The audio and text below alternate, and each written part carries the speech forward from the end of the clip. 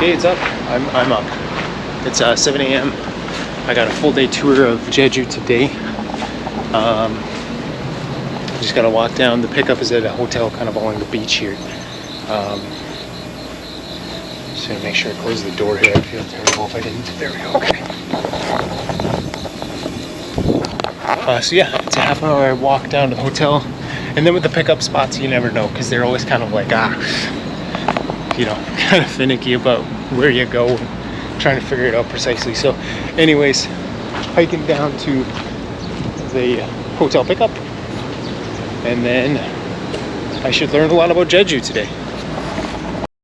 Check this out. Brought me on a cool bridge over this cool like canal.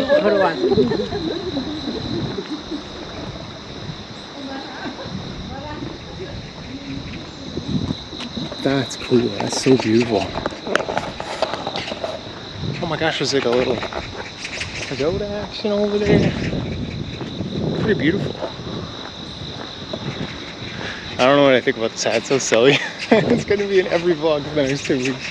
Oh my gosh.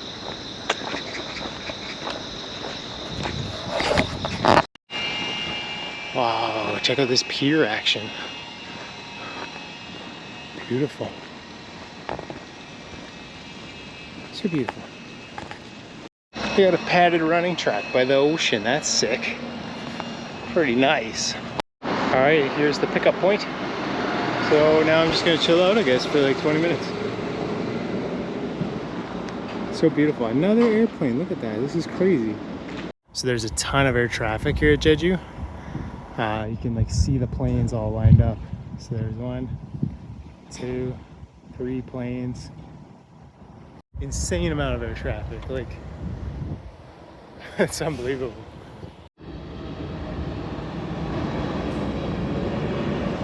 I am on the bus in a G2G.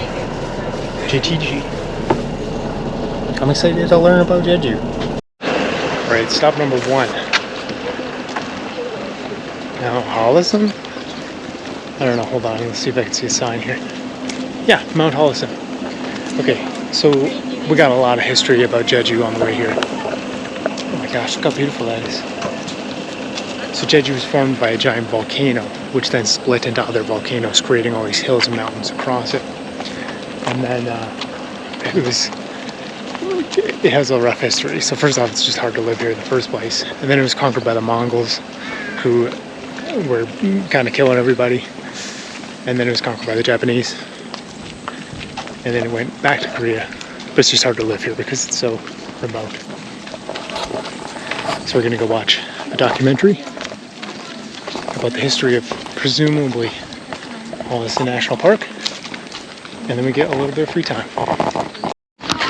Man, look how beautiful that is.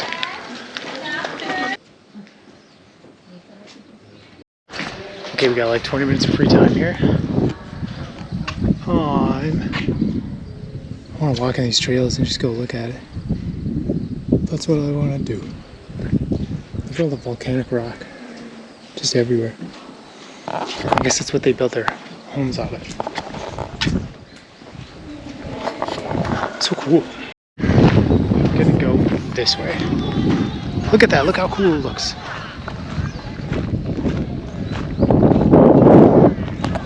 UNESCO World Site. Oh yeah, okay, so she was saying that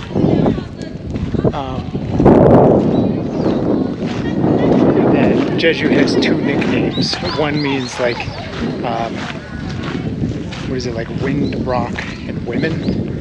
And the women thing is because of all the conquering, all the men just kept getting killed and killed and killed. So there's like tons of women here doing everything. And then the other one was no beggars, no thieves, no gates. The idea being that it's so hard to survive here that no one would steal anything. It's just you have to work together to survive. Or the alternative to that is that everyone was so poor that there's nothing to steal. So it didn't make sense to me. Oh, I'm walking in someone's picture. I've not seen this plant before.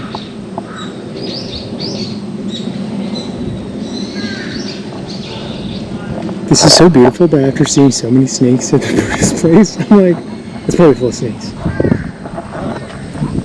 Okay, so she was saying that the Mongols what's interesting is that because the history of Korea is so much older than the history of Canada, there's different historical things at play. But she was saying that the Mongols basically dominated Asia because they were the first to kind of get horses under control, and then that gave them a humongous war advantage.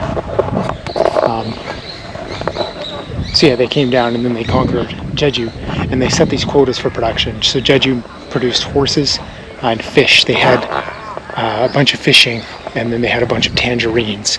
And because Jeju's very harsh, like it's really hard to live here, they didn't meet the quotas, so the Mongols would come back to the island and kill a bunch of guys to punish them.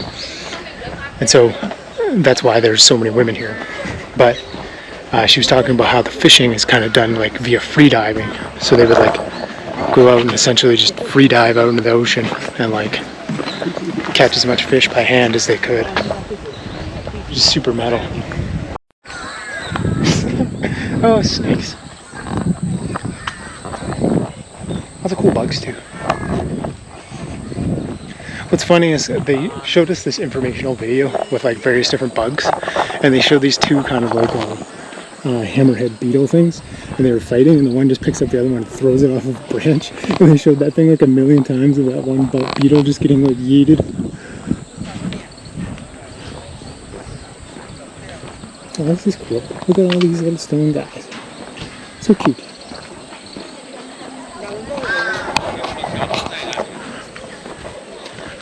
Oh, so there was a Canadian family that I met on my first tour in Seoul. We're on the same tour again now in Jeju, a week later. That's pretty crazy. Alright, time to get out of here. So this big volcanic, oh, and she was saying that, I can't remember if I mentioned, but the volcano came up, but it split apart instead of being one solitary cone. It like split up and created like what she called parasite volcanoes, which were like these other hills kind of all over here, which are just like mini kind of forms created from the volcanic pressure. It's really interesting. So beautiful. So hot up. Okay, so that's one view of it. And then it looks like there's like two kind of observation decks here. But there might be another nice view up here. She was saying that because of the way that the lava hits the water, that it kind of condenses and makes these hexagonal columns, similar to the freaking Giant's Causeway. Oh yeah, you can see it there. It looks exactly like the Giant's Causeway. That's crazy. And here I thought that was unique. It is really cool seeing all of the like, because she mentioned that like the volcanic rock, it's kind of what they use to build everything. You can see it everywhere now. It's like in the bricks, and it's in like the kind of stones in the gardens and everything. You can see how porous it is. And it's got some water in it. And it's so dark and black. So you can see the columns kind of go up. And then over there, it looks like they've been kind of washed away from the hexagonal shape of it. So they're more like just little like balls. So cool. So beautiful.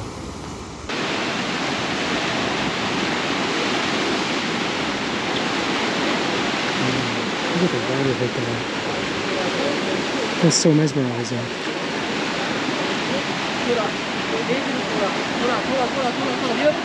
So beautiful. So beautiful. The ocean too. So pretty. Such a competitive photo spot. So competitive. Okay, time to walk around a little bit here. What's funny is my tour guide was like kind of pushing people out of the way. She's like, we're in a rush. Get out of the way. Very sweet. So I mentioned that there's a big free diving culture for like fishes and stuff. Oh. So here you can like stack the little lava nukshuks. For the idea being that it'll be like a wish for you, and your wish can come true. So I'm gonna try to find a cool spot, just stack a cool one. I'm gonna try to put my little rock nukshuk guy here. That's not a good start. Oh, that's a bad start. So crazy.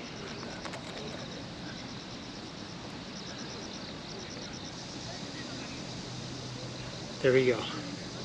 For world peace.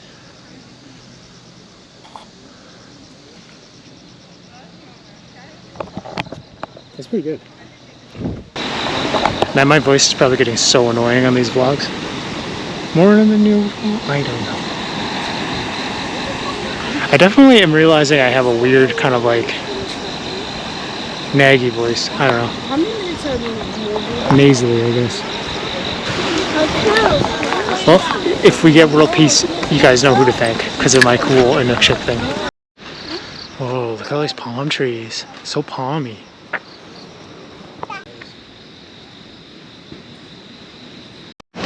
Alright, stop number 3. We're gonna see some waterfalls somewhere along this path. And there should be more hexagonal columns with the waterfalls. We're like quite a bit inland too, so I think that's kind of weird, but I'm curious to see them. Okay, so we're at the kind of waterfall area. Beautiful, beautiful bridge here. So apparently if you can get a token onto the top, it's supposed to be good luck for your longevity. So here we go. See ah, look at that. I'm gonna live to be 100 million years old. Hey, this one's different colors than the other temples I saw. I wonder what the deal with that is.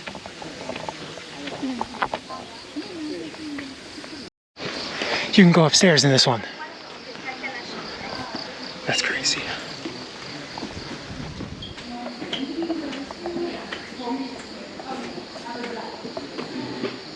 It is so cool. This is so cool.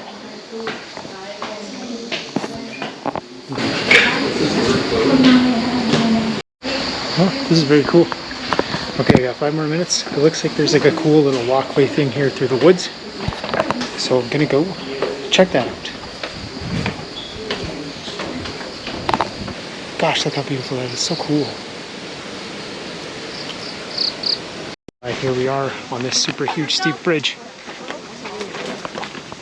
Oh my gosh, so steep. So scary. Okay, but the woman was just saying that this is like the bridge to heaven, which explains the pictures in that temple. It's so tall. I don't know where my tour guide is, and at this point I'm afraid to ask. But she sent me down the bridge. But she also has a really unique hat, and I don't see it anymore. Alright, we're gonna go check out a waterfall down here. Hey, we get to see the bridge we crossed too. We get to listen to a crow too. Here we go, some waterfall action. The Shumyeon Falls. Oh, it's another competitive area.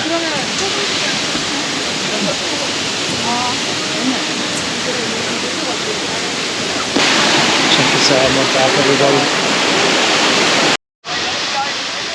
So beautiful. There's so many old people on this trip and they walk so slow and it's driving me crazy. But that's okay. But it is driving me a little crazy. But that's okay. But it's driving me a little crazy. I sure did a lot of walking this week. Well, we always fly out of that stairs. Super thanks.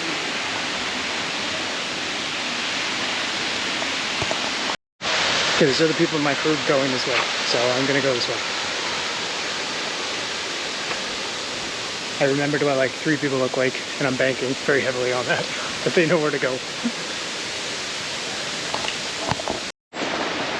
More waterfalls, hey? I'll take a quick peek, and then onward. Okay, so this waterfall is supposed to only be a waterfall when it rains. So it just looks like an empty waterfall, I guess. Very beautiful though. First waterfall. As you can see, no water. Beautiful though. Alright, time to get out of here. Now to try to figure out which bus is my bus. 7144. That's the one. Alright, now we're grabbing lunch. So I guess there's like some hotels and stuff around here, and in between all the hotels they just built a bunch of restaurants in almost like a pseudo food court situation. So They got like a big Korean restaurant here. When in Korea, you gotta eat Korean food, so I'm curious what they got. Lunch today, more spicy noodles. Even when you're on vacation, you've got to put your stuff on your budget app. That's some pretty good food. Oh, I forgot to film the It's Massacre thing. Whatever, that's fine. That was really nice though. We got, I guess, 10 more minutes is what she said, or what Hayes said. Do I hang out? Do I sit on the bus?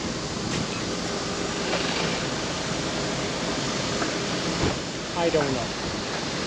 I don't know what to do. But that was really nice. I had lunch with a French woman named Sumia.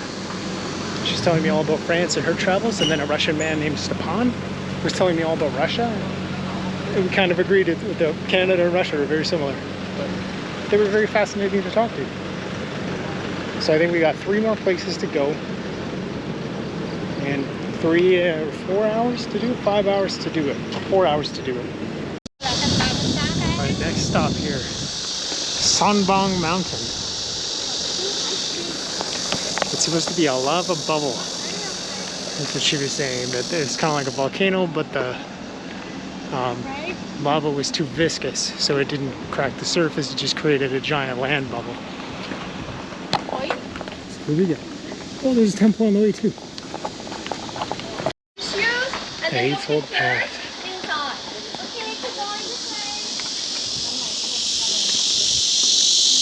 Big Hero Temple.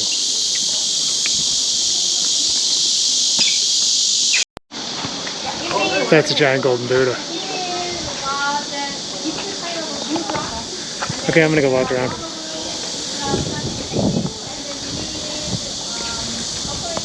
So she did say that we're on the Dragon Head coast, because that coastal hill is supposed to look like a dragon head. It's very beautiful. I don't know if I'm allowed to go up here, but I'm gonna go up here. So cool. Wickedly cool. So unique.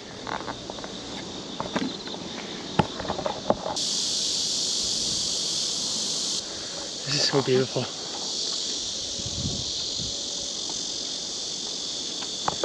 It's got like little lava pockets on it, so it'd be like a really good rock climb.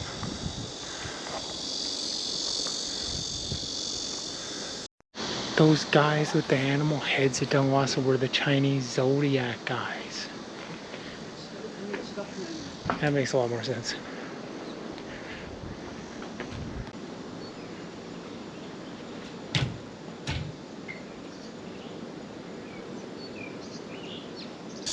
Here's the Chinese zodiac guys.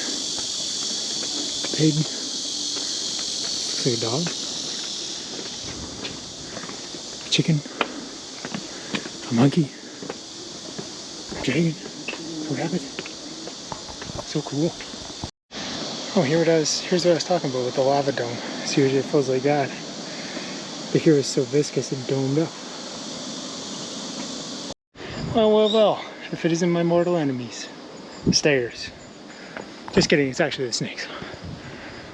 Okay, so this is like supposed to be a big grotto, which was like the foundation of the Buddhist temple here or something. I don't know. But it should be really beautiful. I can hear them chanting.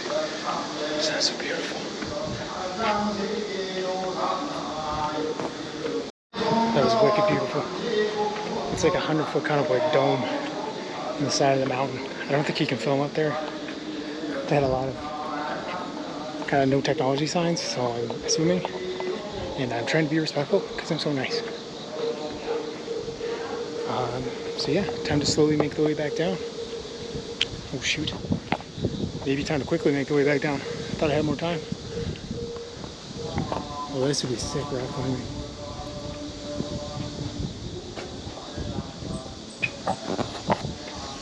The world is so beautiful.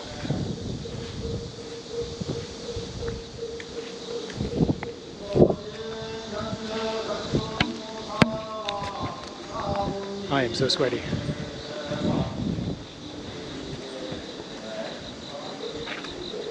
This is a really interesting mountain. I didn't even know lava domes like this could exist. Like, that's just geologically something I've never, like, I think I've seen it before and I'm like, well, that looks weird. But I didn't know that it would be formed like that. You know, like in Canada, every mountain's formed by like tectonic plates. And then here it's all formed from volcanic activity. So, really interesting. Interesting dichotomy between cultures. Look how beautiful that looks. It looks very Sekiro. I need to play Sekiro again when I get back home. Well, I say that now, but maybe I'll be sick of this. I don't know. But seemingly authentic game, that's for sure. Except there's more snakes here than there is in Sekiro. This temple's so beautiful. So pretty. I look like a crazy murderer guy in front of it, but it's so beautiful. I want to see if I can get one more shot of the mountain from the bottom. It's so unique.